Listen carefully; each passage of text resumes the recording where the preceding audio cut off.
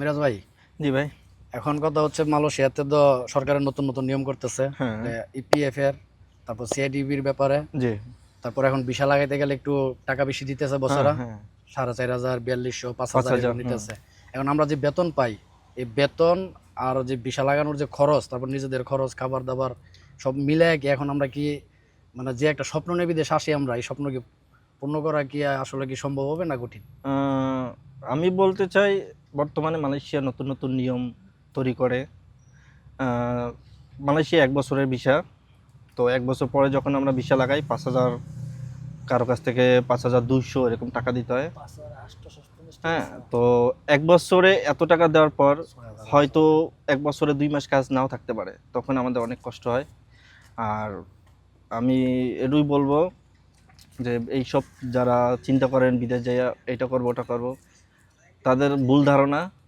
তো আমি বলব সবাই ভালোভাবে ভালো চিন্তা ভাবনা করে তারপরে আসবেন এখন তো মালয়েশিয়া। বর্তমানে ইনকামের চেয়ে খরচটা বেশি হয়ে গেছে না আমাদের প্রবাসীদের। বর্তমানে সব মালের দাম বেশি।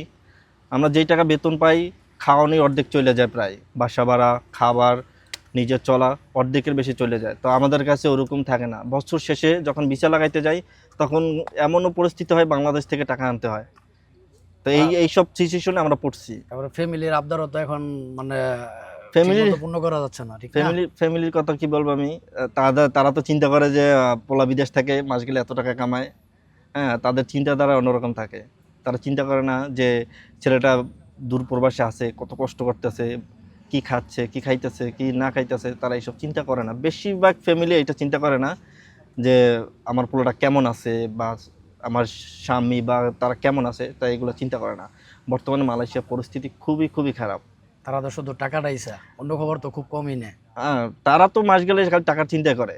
কাজ আছে কিনা বা এটা এটা টাকা এসব আছে কিনা এগুলো চিন্তা করে না। এগুলা চিন্তা করে না। কাজ আছে কিনা, পোলা কাজ করতেছে কিনা, এগুলো চিন্তা করে না। মাস গেলে টাকা দাও। তাদের মেইন হলো টাকা।